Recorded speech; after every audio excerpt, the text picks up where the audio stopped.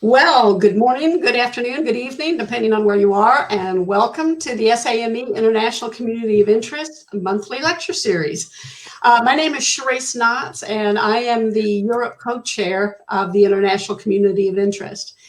Today, we've got a great presentation from Captain Matt Anderson on engineering in the US Africa Command. So, while people are still logging on, let's do a quick poll and see who we've got on the audience. So are you government, military, civilian, small business, a large business, a construction contractor, or professional services? So submit your answers and we'll see who we've got on the call today.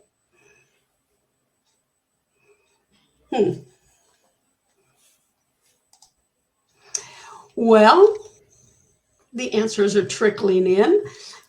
Looks like a pretty good mix.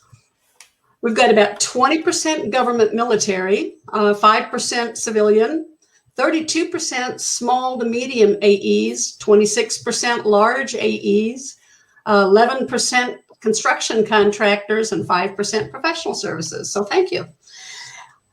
If you like, you can post in the chat where you're joining us from. If you do have questions, ask that you post those into the Q&A tab, and then you can upvote the questions, and we'll get to the the most popular questions at the end of the presentation. A couple of housekeeping rules: please keep your mic off, keep your camera off. And just a note that this presentation is being recorded. So, well, I'd like to introduce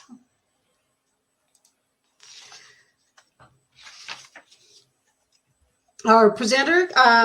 Captain Matt Anderson is a native of Boise, Idaho, and he graduated from Duke University on a Naval Reserve Officer Training Corps scholarship in 1994 with a Bachelor of Science degree in Civil and Environmental Engineering. He's currently serving as the Africom J44 Logistics Support and Engineering Division Chief in Stuttgart, Germany. His presentation for the SAME International webinar includes the overall US AFRICOM mission set, the COCOM priorities, contributions to the US national security, and engineering efforts on the continent. Captain Anderson will highlight USACE and NAFAC projects along with environmental programs. His brief highlights the immense challenges of operating in Africa and how US investments on the continent are making a significant impact to the US interests. Now, just a little fun fact about Captain Anderson: this is his second tour with Africom. And the main reason he came back to Europe is he still had one set of Alps that he needed to ski, and that was with the Italian Alps. So, okay, over to you, Captain Anderson. All right. Thank you very much. Appreciate the opportunity to speak to y'all. All right. So I'm going to give you the Reader's Digest version of how this is going to go. We're going to talk about Africa. As you can see on the picture there, it's really freaking big. Hopefully you'll have an appreciation for just how big it is when we get done doing all this. Some of the work that we're doing, places where we're doing some work, because I know everybody kind of cares about what work is coming, and just an overall kind of history of kind of what's going on in the engineering world. None of it earth-shattering. If you're talking UCOM, there's a whole lot more work there. So I appreciate that anybody that dialed in about, hey, is there any work in Africa? Well, not nearly enough, but we'd love to have more of you in for it. And we'll get a chance to walk through these different things. Cherie will do a great job running the chat or their questions or whatever the case may be. She's also going to drive it from here, the brief, because one really never knows how the internet is going to function here. We're briefing from my living room / kitchen because it's got the best Wi-Fi in the house. But if it drops and goes goofy, I've got a backup plan to dial back in. So always got to have a contingency plan. All right. So with that, let us go to the next slide, please. All right. So everybody wants to know what we're going to tell you. We've got challenges and opportunities. We're going to talk about where we are in Africa. We got a map. Makes it easier. You can kind of point to different stuff. The Africom, different numbers for what we've got going on here, where we're operating, some of our USACE and our NAVFAC work, some operational contract support. We don't do contracting up here. We don't have warrants here, but we've got a whole bunch of components that do. Some of the challenges we're working through there. And then environmental and engineer partnership capacity, and a little bit about climate, because, oh my goodness, climate is the thing. Of course, we've been seeing the dramatic impacts of those changes over the last few years. And Africa's been having climate change for a long time, and it's even getting bigger now as we're seeing it throughout the rest of the world. So that's a buzzword, and there's lots of interest in those things as well. So we'll get to that. All in all, folks, it's booked for an hour. We'll be here for as long as you've got questions. My brief probably is like 20 to 30 minutes, depending on how many long stories or not so short stories I tell. All right, next slide. All right, so here's the key takeaway, right? The tyranny of distance. Africa is really big. If you're in Germany and you want to fly down to South Africa, like all the way down at the tip there, that's 12 hours, not counting we're gonna have to refuel. 12 hours to fly. If you could fly east-west across the continent of Africa, which you can't, it's still wider than the entire continent of the United States plus extra. We saw that in the previous map. So even to go east to west, you've got to go from, if you're in the western part of Africa, you got to go north up to continental Europe and then fly back down. So it's kind of like a triangle, because airplanes don't fly across the middle of it. That's just not the way that they're flying. So it's a big, long distances to work. Challenging contracts, man, nothing's easy in Africa. Finding skilled workers, being able to get things through customs, just everything. Nothing's easy in Africa. All right, item number 2. If your name does not start Indo and end with Paycom, they're not looking to pump a whole lot of money into your organization, though. UCOM is actually doing pretty good. So we've got not necessarily a whole lot of money flowing in, but there's a lot of little bits of money, pretty big impacts that we've got going on here. And man, we've always got evolving political and military instability. It is not a joke to say that once every 3 weeks, we read through the message traffic and some country flipped over, either by a coup, which was obviously not what anybody wants, or preferably there's a democratic nation going on, or somebody might be killed or is of ill health that we didn't expect to be of ill health and passes away. So there are a whole lot of challenges in Africa. So next slide. All right, so what's our job? What's our mission for Africom? Work by, with, and through our partners to counter aligned actors, transnational threats, respond to crises, strengthen security forces in order to advance U.S. national interests, promote regional stability, security, and prosperity. That's a mouthful, but working by, with, and through our African partners to find solutions to African issues. All right, so if you take a look at that map down there, there's like the continental United States, France. Kind of take a look at that. China's dropped in there, India. Like, you really can't tell because we don't spend a whole lot of time studying Africa when we're basically looking at North America for most of our educational lives. Africa's freaking really big. So that's different cultures, different languages, colonialization, governments turning over, slave trade, transnational threats, trafficking in human persons, violence, blood diamonds, a whole host of things that have all had movies made about them, to be honest. Probably that's the most folks are seeing, is if they're seeing it in a movie. But never let get over the fact there's a lot of great people that love their kids, right? We've all got the same basic needs, the hierarchy of Maslow's needs to take care of yourself, take care of your family, and provide for the next better generation. And that's what most people are trying to do, but the politics and the difficulties down there are quite real. All right, so you've seen the slide there about like the size, it's huge. The population growth. So they figure that Africa represents 16% or 1.2 billion of the global's population, and they expect that by 2050, 25% of the world's population is going to be living in Africa. That's a huge population boom that's coming. Right? In sub-Saharan Africa, we'll have more than 1 billion people by 2050, and half of them will be under the age of 25. All right? So a billion people, so there's going to be 500 million people under the age of 25 are running around sub-Saharan Africa, and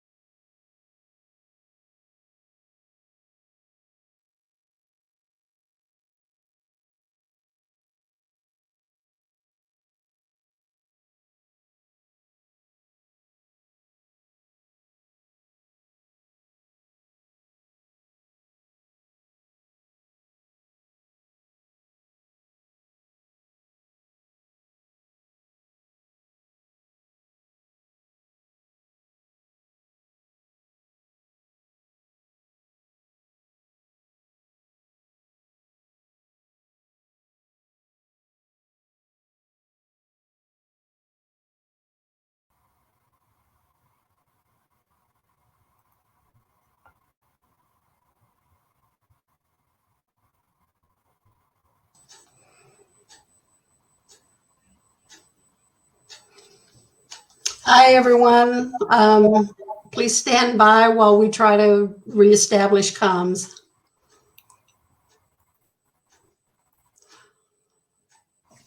If everybody that doesn't have their video can try refreshing their browser, that usually works.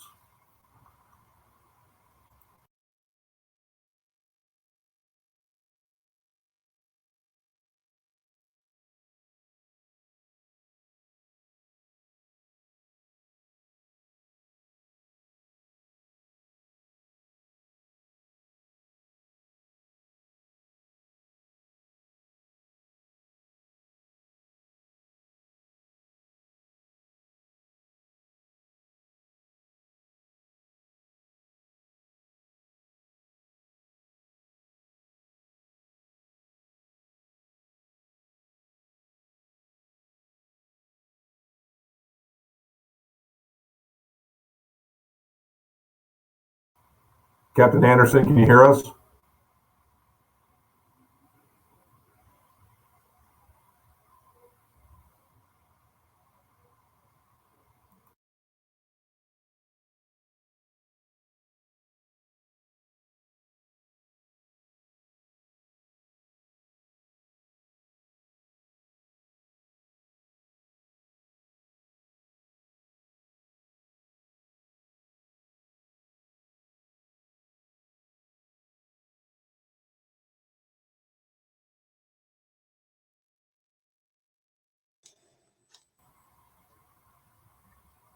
To dial in. Yeah. Can you hear us, Captain Anderson?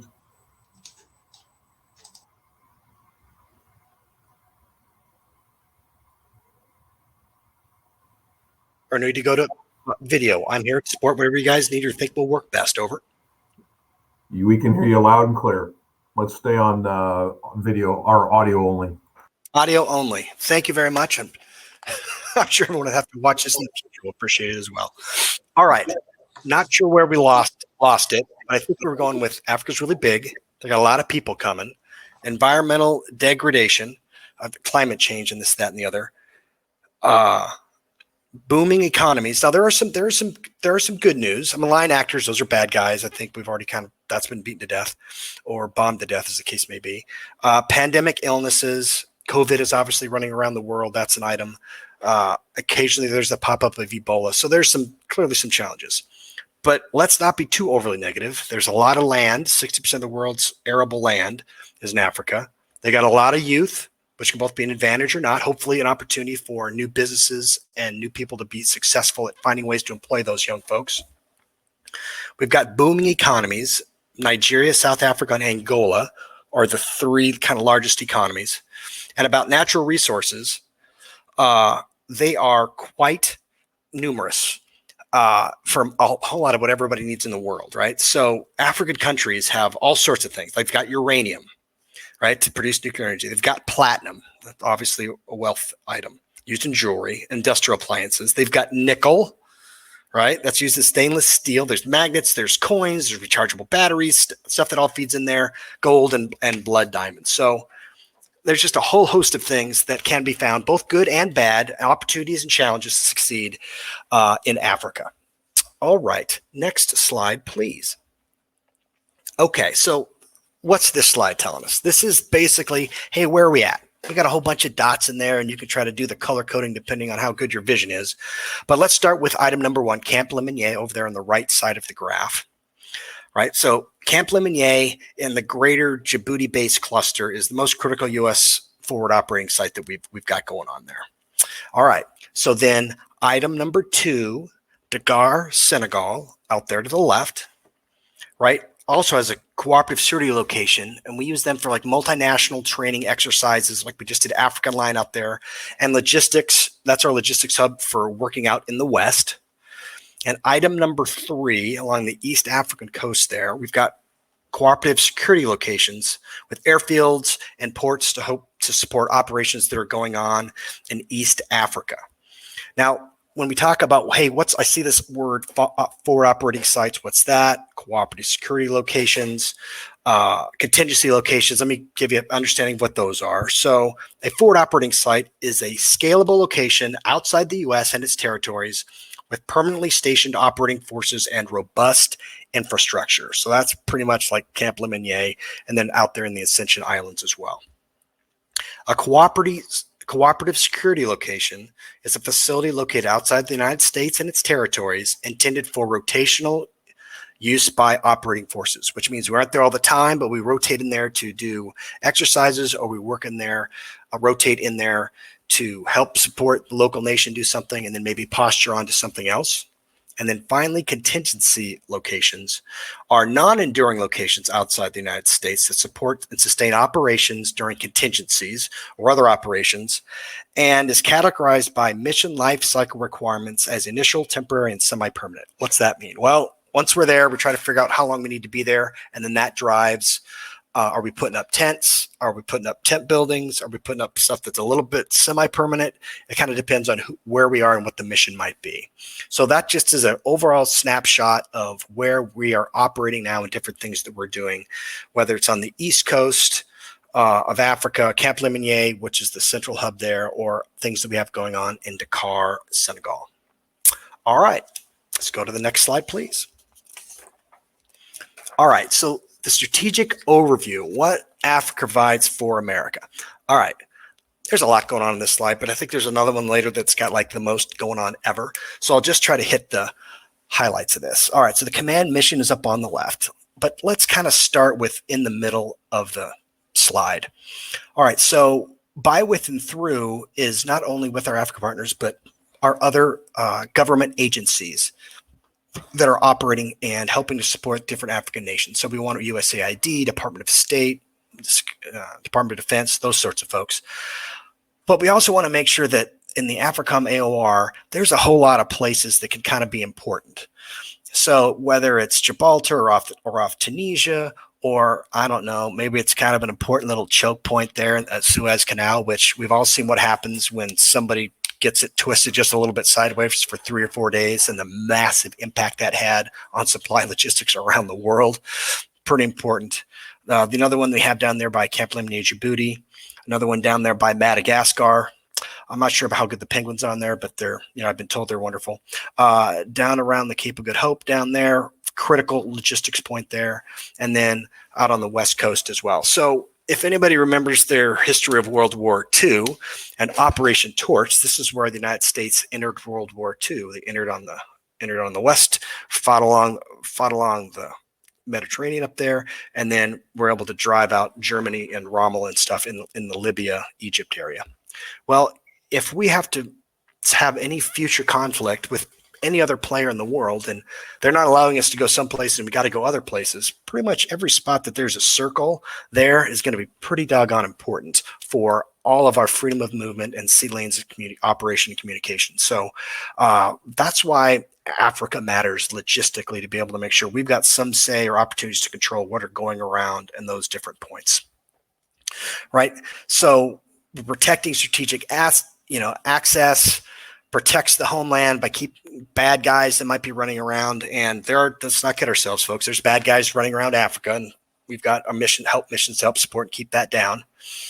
Be able to respond to a crisis when a government turns over. Hey, is our embassy going to be safe? We'll be able to get out American citizens, be flexible enough to be able to get to that.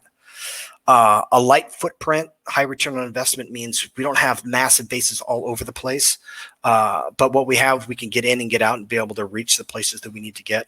And we're focusing on making sure that we've got security cooperation and joint exercises so that we're working by, with, and through not only our NATO partners, but also with our African nations as well. On the right-hand side, it talks about access by, with, and through, counter VEO, institution building.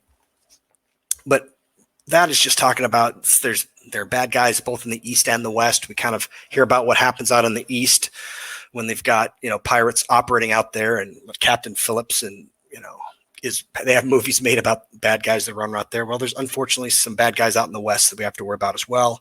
And the tyranny of distance to be able to get to our embassies if something bad happens. So, it talks there about 15 of 30 globally designated Department of State high risk, high threat items. If somebody's threatening the embassy, how do we get there, and what are the ways that we can try to get there and be able to support those missions? So with the distances we have to travel, we have to be flexible to be able to meet those needs if they happen to pop up. All right, next slide, please. All right, so if you're interested in Africa, man, there's everything you want to know on this slide. I'm only going to touch on 3-4 different items, but if you wanted to pause or come back to this slide later, please feel free to do so, because it talks about the growing global importance of Africa and climate and fragile states and displaced persons. It talks about other folks coming into Asia from Asia or other nations that are trying to raise hate and discontent in Africa, or fight where we might, or make things more difficult for us where we may want to be.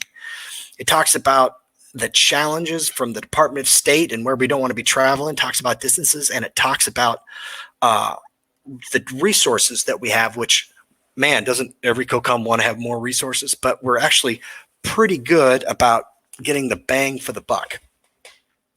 So when we're talking about number one, the total global population, so Africa represents about 16%, 1.2 billion of the global population, with estimates of that growing to 25% in 2050. We kind of went over that earlier. So population's big, it's going to be growing.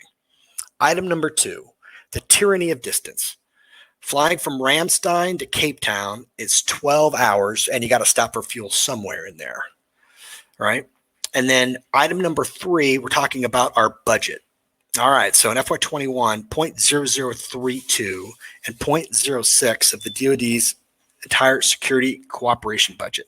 So we don't necessarily get a whole lot of money, but we actually think we're pretty good at applying it. So we're happy when they give us what they can, because we're pretty good at applying that directly to help other nations and help our interests being able to apply that money. And interestingly enough, we don't have a whole lot of personnel from the DoD. We've got 0.00096 to cover 53 countries in our AOI. There's more countries than that in Africa, but carved out Egypt, another one, Western Sahara. There's some issues going on there. Anyway, so we say 53 countries in our AOR. All right, so bang for the buck is good. We don't have a whole lot of military folks that are running around here compared to all the other COCOMs. They've got a whole lot more. But we think that for the dollar per person, the number of people that you give us, I think the term is prophylactic, in that you can get an inoculation and try to stuff stuff early before the patient gets sick or a bigger issue arises at some other time. The Fragile State Index, which is on the left 1/3 column there, is determined by like 3 factors. I think is kind of interesting: economically, political, and social factors, right? And so 7 of the 10 most fragile states in Africa are highlighted there. And man, just take a look. That's just like, there's a whole lot of red there, and red's not necessarily good. And then when we talk about displaced persons, as we are moving folks obviously out of Afghanistan, well, we've got a whole lot of displaced persons that are displaced around the differing nations in Africa as well. So there's more than 32 million Africans are either internally displaced, refugees, or asylum seekers. And that's up from 29 million from a couple of years ago. So 10 African countries account for 88% of all forcibly displaced people on the continent. So there's a lot of folks that are literally running from their lives, from some type of persecution or displaced, or people are shooting in their neighborhood and they just got to get the heck out of Dodge. So there are challenges when trying to help nations to stay stable when there's this much conflict that's going on. All right, next slide, please.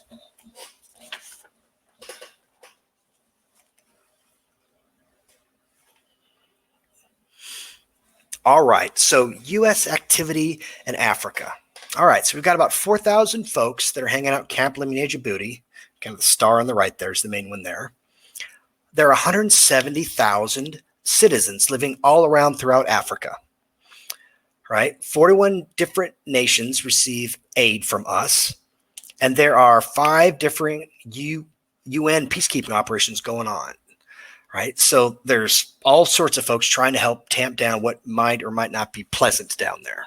USAID gives almost $10 billion in assistance to Africa. Right? We've got embassies all over the place, and we've led different visits to 63 visits to 29 different countries, trying to develop all sorts of better relations, stability, economic opportunities, military opportunities for training with one another and other differing nations. So we've got a lot going on in Africa. Things I did not know before I got here was that we had over 170,000 folks that are living in the continent right now, and almost $10 billion in US aid and assistance through differing ways that money is distributed. All right, next slide, please. All right, engineering and construction. On the left, you can see that we've got the differing programs that we have: military construction, ERC, exercise-related construction, operation maintenance, got to fix stuff, humanitarian assistance. Hey, can we build stuff to make those are great little projects, by the way, those humanitarian ones. Those are build 1 room, 2, 3 room buildings, and that is a school or a hospital or something we might use later on. It's those humanitarian assistance things are just fantastic. Let's see. Congressional and joint engagement. We have quite a bit of that, more than we probably would like if we were being totally honest, but differing oversight to make sure that we're supporting, that we're spending the money in the way that it's intended, and making sure that we're abiding by all those rules, regulations.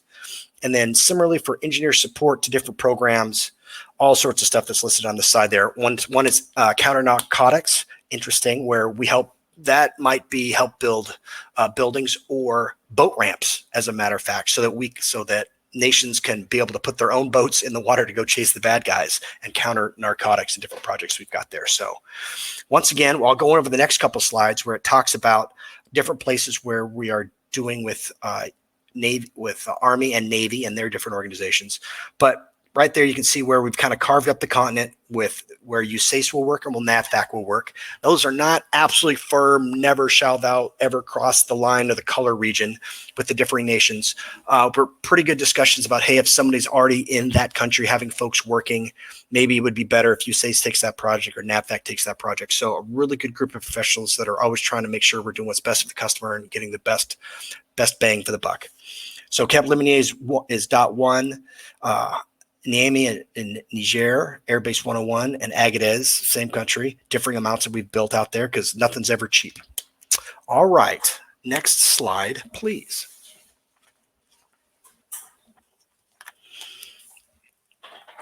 All right, so here's a list of the USACE Africa projects that they've got going on, broken down by different nations and the different projects that they have. I know that is of great interest to quite a bit of you, so I will stop talking so you can take a look, but it's about 55 million worth of work, because I know most of the folks that are listening in are a little bit intellectually curious about what's going on in Africa, but quite a bit are like, yeah, dude, that's great, but how much money's coming so we can get work? So I will pause and let you guys take a read on that.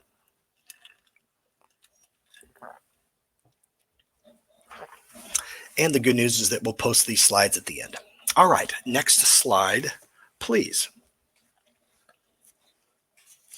All right, so NAVFAC, not as much work, 8 million and 2.5 million, different places and projects that they're working on as well. Differing sizes of those projects, but once again, there's a list of places and dots on a map where people are working. Looking to do some future projects as well down there in Tunisia, Benin, and Madagascar. All right. Once again, these will be posted at the end. Next slide, please. All right. So for operational contract support, so this is what, if any of you guys have been in the military, know, like you work at the COCOM level, and people just imagine there's infinite pots of money somewhere, and that you could just, things are just easily done. And those of us that work in contracting, either putting bids together for contracts, reviewing the contracts, bidding the contracts, getting the contracts, working to make sure they're done, understand, man, contracting is really hard. And it takes professionals that know what they're doing, on both sides, both the government side and on the civilian side, because everybody wants to work toward this, could get a good quality product out there for whoever it is the customer might be, at a fair and reasonable price with proper profits, so that folks are going to be able to come back and bid that work again. That's just me standing on my soapbox as a recovering contracting officer back at some of my previous jobs. That's where we're all aiming to get to. Well, at the COCOM level, we don't have money and we don't have warrants. So we have to work all of those contracts through our components, AFAF, NAVAF, all those different components that we've got. And they're the folks that have the warrants. Now, the difficult thing is what we've just gone over is there's so many different countries and so many that logistically everything is so far apart. And it's tough to get differing things through customs. Like, you wouldn't believe how many times when I was here last time for 2010, 2013, and now having gotten here in 2019, how difficult it is to get stuff through customs. I mean, you would think that bitumen was like gold for how tough it is to get that through customs. Doesn't matter. You're doing asphalt anywhere in the world, anywhere in Africa, bitumen. Well, sir, it's stuck in customs again. It's ridiculous. So why you guys care, all of us care, is that contracting is difficult. Getting things done is difficult. And so what we have at our level is an operational contract support organization. And what they do is they try to help all the different components that, and we all do contracting a little bit differently and have a different understandings of what they're supposed to do. And folks turn over every 6 months or a year in a lot of those contracting billets that we have down in Africa. So it's difficult, and we've got good, hardworking Americans trying to get there, but it's not like they're there for 2 or 3 or 4 years and they've got a whole lot of history. They're mostly at scar tissue and lessons learned that are driving how we do those different things. So what we try to do at Africom is try to instill some type of training and some organization and lessons learned across the components so that we aren't, like, if we're going to go into a port or going to build a tent camp city of some sort, we're not bidding against ourselves trying to get whatever those resources are. And maybe the Air Force has got a contract that the Navy can use, or maybe GSA has got something that another folks can, everybody has a chance to get access to. So providing folks that can have that larger view on how we can do contracting is an important thing for us. So contract support, integration, those items are listed there. Conduct assessments, manage different requirements, make sure everybody knows what's going on. Contracting support, plan, organizing, contracting, developing the contracts, closing out contracts, and then contractor management. You know, nothing is freaking easy, man. And we're getting, I'm not going to say, I don't mean this in a pejorative way, but Omar's construction firm or Omar's food service, and they probably don't know how to do all of the paperwork that's required in order to work for the U.S. government. And so there's probably a 3-letter contracting agent that gets the contract, and then it goes to Omar to try to take care of it.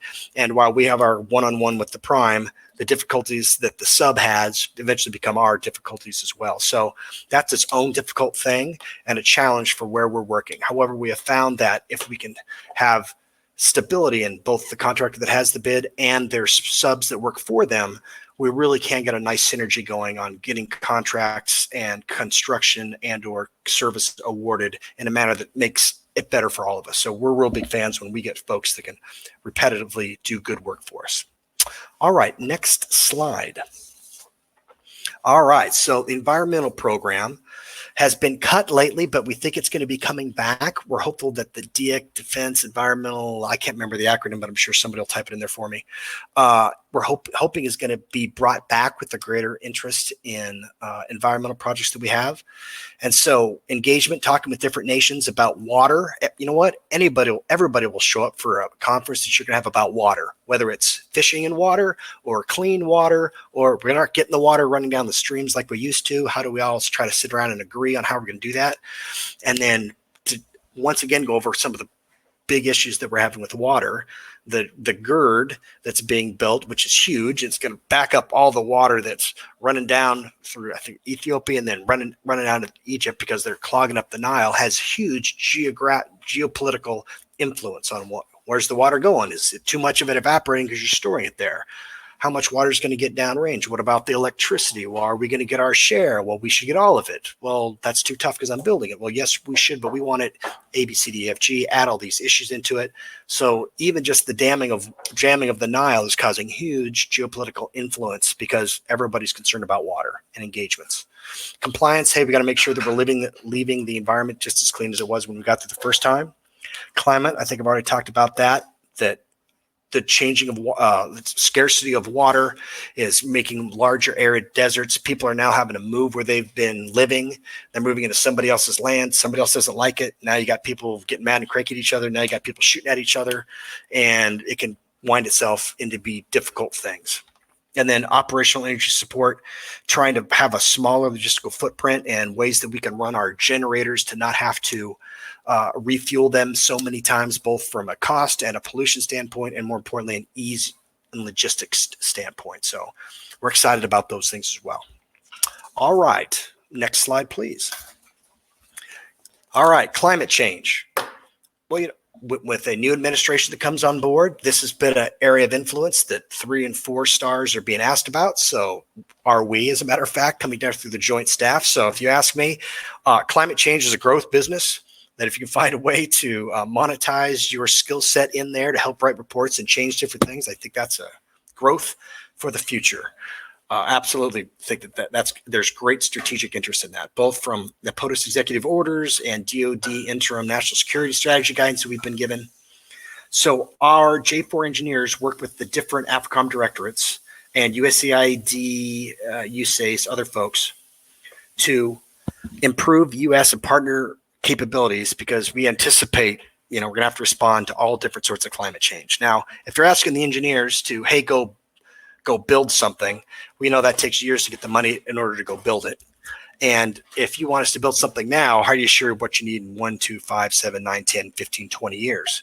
So the answer is we haven't really done too much about what that is and how the climate change is going to drive political change and stability in different countries in Africa when people lose water and they start moving into somebody else's area. So there's all different things that are listed there. So program funding, current efforts that we're working there, disaster preparedness, water resources. I was talking about that earlier. Water security, public health, wildlife, trafficking, and people wanting to shoot different animals because they value their pelts or the whatever body part that might be cut off or sawed off or put in somebody else's drink for all kinds of craziness. So there's all sorts of things that are going on that climate change is affecting the world, but certainly in Africa with the different things that we've got going on there. Okay, next slide. All right, folks, so we're getting near the wrap it up stage here. So key takeaways, things I'm hoping that you're going to be able to take away from this. One, Africa's the challenge. There's no doubt about it. Everything's a long ways away. We got to make sure we're keeping our people safe that are working there. Contracts are challenging to award, challenging to execute. And there's a limit of skilled workers. But once you find the right ones, if you keep them going, man, there can be some great synergy to be able to do great work. Hey, Indo-PACOM's got all the money, but what we've got, we're looking to spend. But I think we have a really great opportunity to affect things at a smaller level, smaller cost, to have larger impacts later on. And the ever-changing political and military environments, that's just the way it is. In Africa, there's more turnover than one would probably like, but we're looking to help stabilize governments, stabilize people, because we've all got the same Maslow hierarchy of needs, and we want to be able to take care of ourselves, take care of our family, and give our children a better opportunity than we had. And people in Africa share the exact same thing. All right, I think that's my last slide, but we can hit one more to see if we're there. All right, there it is. So I will now stop talking and hope that Charysse is online and can feed me. If we have questions, great. If not, that's great too. It's been a pleasure talking with you guys, and I'm here to help support the ball club. Go team. We do have a couple of questions. First of all, Captain Anderson, thank you. This was really informative. You packed a lot of information in those slides. Couple of questions. Jay Manick asked, can you comment on any FMS-related projects within Africom? The answer is yes. I think we've got one that's going on in Nigeria, I think is the answer to that question. I'm now going to have to go through my notes. And that item is important because we're giving them airframes, and we had to spend $50, $80, $100 million. I don't think I've got that off the top of my tongue in order for airframes to get there. And so when we sell differing nations stuff, they often need massive amounts of facilities there to help that as well. So the answer is yes. The big one is in Nigeria. We're giving them an airframe. I can't remember which one. We were excited that we were able to deliver the facility right about the exact same time that the airframes were showing, which was great. That was completing the first chunk, the primary electronical stuff. And then the second was other security items that are coming along. So FMS money that's allocated has both, hey, they get stuff, There's a logistical train that goes with that, but quite often they need facilities, and those facilities are expensive to build, but we want to build those for them too. So I think there you go. Eric Abi, thank you. A29, Nigeria is accurate. Thank you, Eric. Related to that question, if you don't mind, I'll ask. I know the FMS rules in different countries are, pretty rigid with U.S. Contractors, U.S. content. How difficult is that? You mentioned how difficult it is just getting bitumen through customs. Is this a challenge with the FMS program? Well, the answer is yes. So one of the challenges we had just with the construction for that was going on in Nigeria was, okay, COVID just made things all sorts of difficult, right? But then it was trying to fly commercially into the different spots that they had aircraft that were like dropping out of the air. So we're like, hey, we can't even fly the differing airframes they've got to get to different places where we want to get to.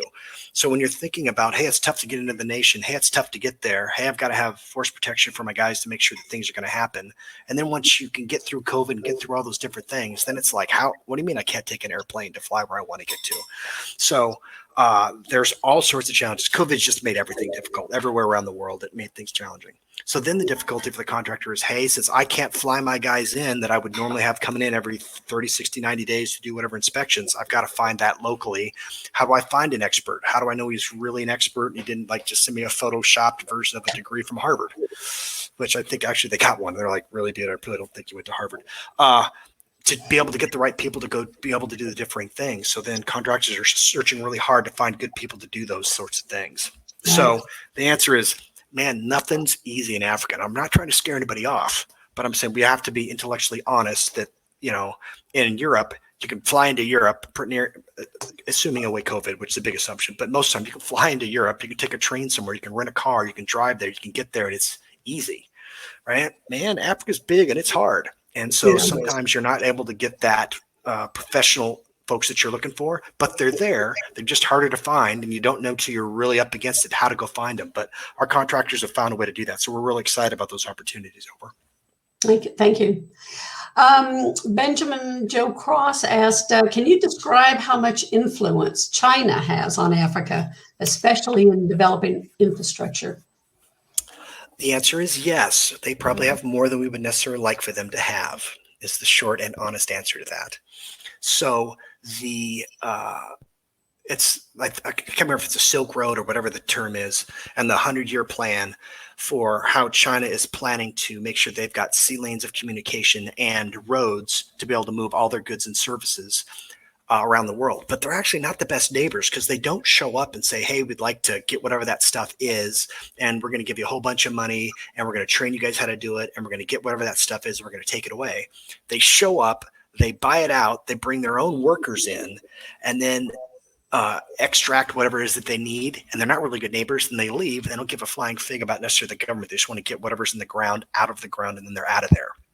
So that's not necessarily conducive to most anybody. That's one way they do it. Another way that they do it is that they loan money to pick a nation in Africa that doesn't have much, and they've got huge loans, and then they partially get forgiven, but not really. Then China says, well, hey, you know what? We'll give you all the money you need as long as you give us a 1/3, 1/2 stake in your deep water port, please. Now that African nation on their second or third turnover can't possibly pay that debt back, and they'll say, thank you very much. I'll take your deep water port. So that can be a problem. So that's how they will default their way around the world in different countries that aren't stable and don't have the financial measures to be able to stand up against that. And so they will buy up things, borrow against, loan them money, default, take it, bring in their own folks, and then exploit the local population to be able to do it. One, we don't think that's a really good way to be doing business. We think if nations are better aware of that, they won't align themselves in that manner. So that's part of our job, is to make sure that we're being clear with the different nations where it might find themselves in a bad situation. And our job is to make it a little bit tougher for them to be able to get in there and do different things. So we are always being more aware of the fact of the greater influence that China has in Africa, because they're really looking to have the opportunity to insert themselves in. Sometimes they're better neighbors. Most of the time they're not. And they're using their financial wherewithal as a government buying out that debt, covered in it's a business proposition in order to gain more access to China. I hope that helps answer your question. Over. Thank you. Yeah, that is a big concern. Let's see. Eric Abbey says, hope all is well with you. And then asked a question, said that the USACE Europe District AE Services contract for Africom is at capacity. He wanted to know if there's going to be a resolicitation soon. Not sure if you know the answer to that, but. Eric, I don't know the answer to that, but I will find out. I've got great folks that probably know that answer much faster than me. Okay. Michelle Saip-Exaros asks, with the energy and sustainability goals in the U.S., how does this apply to construction in Africa? You know, is there a specific U.S. energy code like ASHRAE or IECC that is applied to the projects? That's a great question. So the answer is yes, there is. I cannot name it off the top of my head, but if you send me that question, I will talk to my environmental guy that knows all of those things, and he could rattle that off. If I was at the office, I'd just reach out my door and yell, and he'd come in and tell me the answer. But since I'm not, I will have to get back to you on what that code is. But I know. So here's where the energy stuff is going. The whole government is clearly more interested in that. But there has been a little bit of a change, at least in my opinion, on is it renewable at one point? Because I remember when I was at Norfolk, like we had Monkey Bottom and we had this like power thing that we were setting up, and it was sunlight shining on it, and it was a great, wonderful thing. And then it changed to stability. And so it was to make sure that our power grids are going to be more stable. And then it was, what can we do to save money to make ourselves more efficient there? So for us at Africom, like CLDJ is our main power plant that we've got going on. And we've got plans to put in, to solicit work for put in a new power plant there and making sure that we've got more efficient engines. They're going to be running the ones that are better to run in the heat and that are better able for maintenance and all of those sorts of things. But we as the whole, all of the military is like, hey, can we find a way to be more efficient? One, because our power bills will be less. Two, hopefully have a more stable power grid. And three, have the lesser logistics chains that's running with it. And I think that's true of our power grid, like throughout anywhere. So the example of both Eric Abbey and I were both at Norfolk, at PWOs at Norfolk at one time. And so we got our power that was that was not that it was easy, but like power came in from off base and made everything a whole lot easier.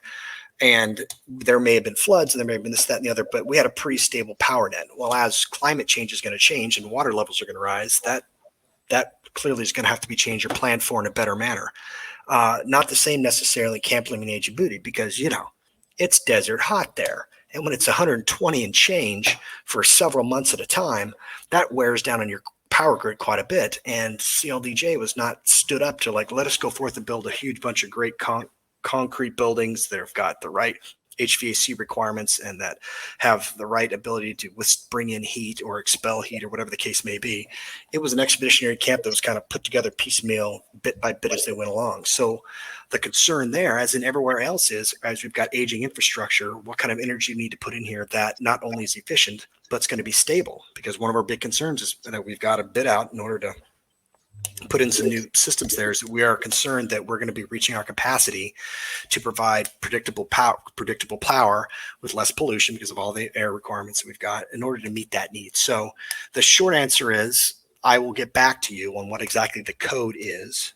We don't have that many opportunities for energy in Africa, although we've got one project where we're trying to put a gen set and a battery on it, and it kind of switches back and forth between the two that we're pretty excited about. And then CLDJ is a prime example of where we're trying to make sure that we've got dependable, clean power so that we can meet our differing missions. Over. Great information. Thank you. All right, we've still got a couple more questions.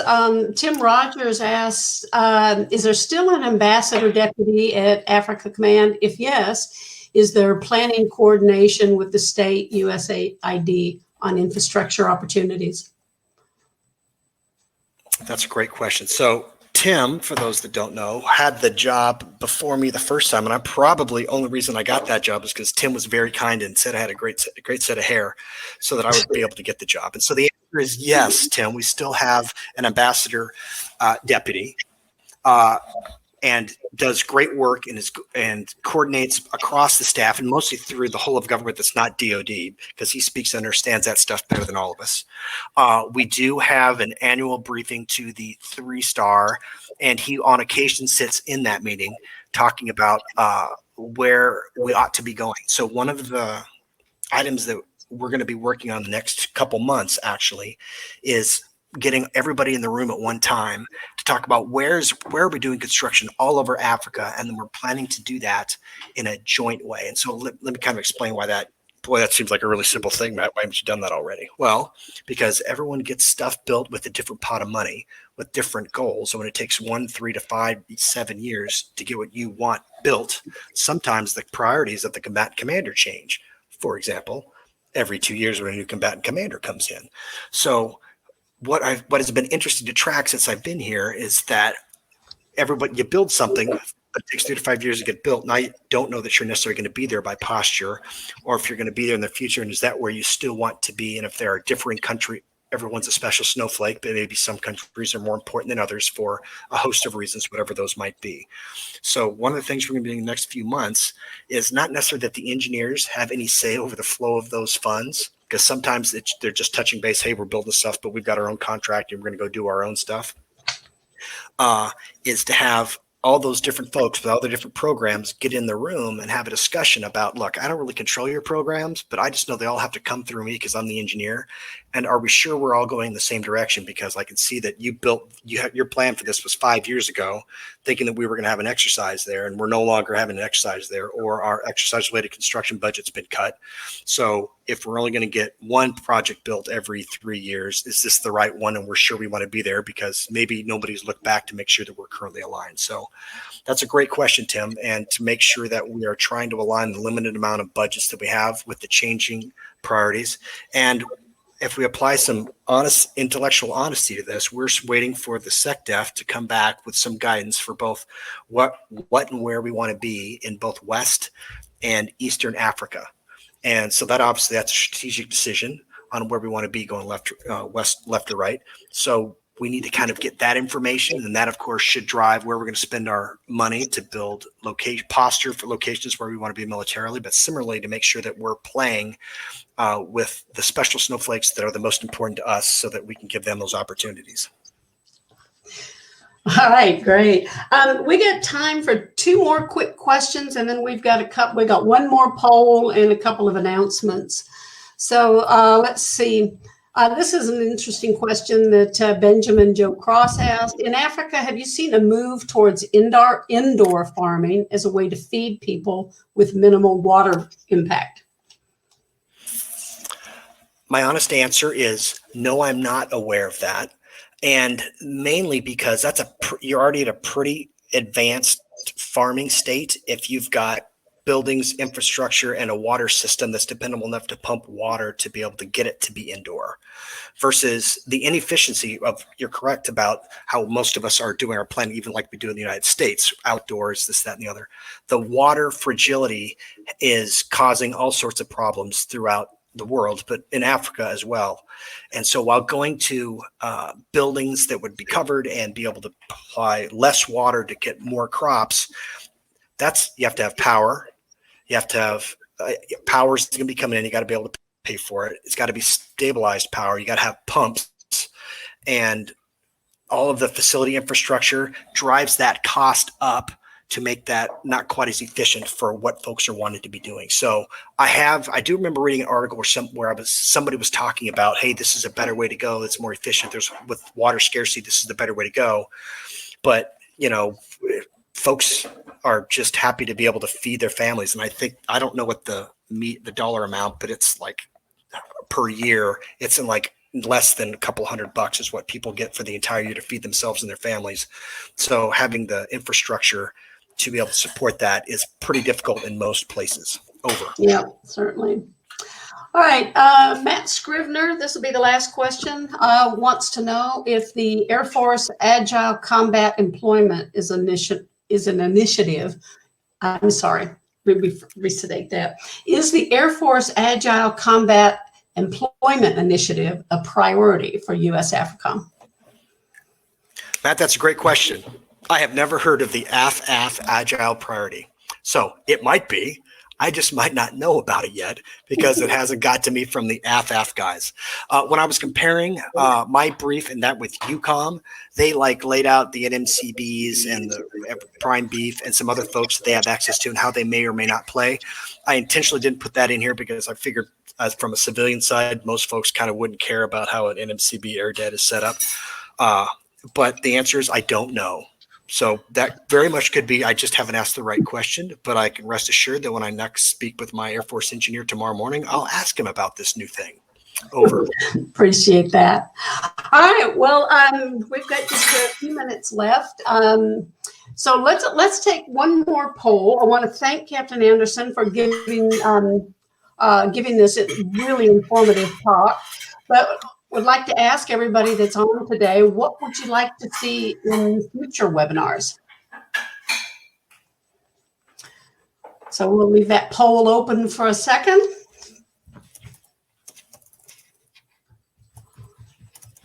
While some of the answers come in. So most people would like to see business opportunities for federal OCONUS, followed by topics related to doing business OCONUS. Just as you mentioned, some of the challenges working in Africa, that's been very informative. So appreciate that. Again, I want to thank Captain Anderson. I want to let you know about some other opportunities coming up. The USAFRICOM and UCOM COCOM conference is coming up. Let's move to the next slide here. And we've got a call for presentations out. So it's going to be a virtual conference, but this is a call for abstracts. These are the primary topics we're looking for: resilient infrastructure for HCA in an austere environment, very relevant to Africa; microgrid technology, wastewater management and field camps; performance-based climate resiliency to enable continuity of operations; and then industry best practices for major infrastructure programs, project delivery of infrastructure for U.S. military by a host nation. So the abstracts are due by the 27th of September. In the handout section, there is a handout with all of the details for putting an abstract together and submitting it. Also, if you would like a PDH for today's session, you can download that from the handout section as well. Coming up in October, we've got the State Department OBO Industry Roadshow coming up on the 12th of October. We'll have a special lecture on Veterans Day from the American Battle Monuments Commission.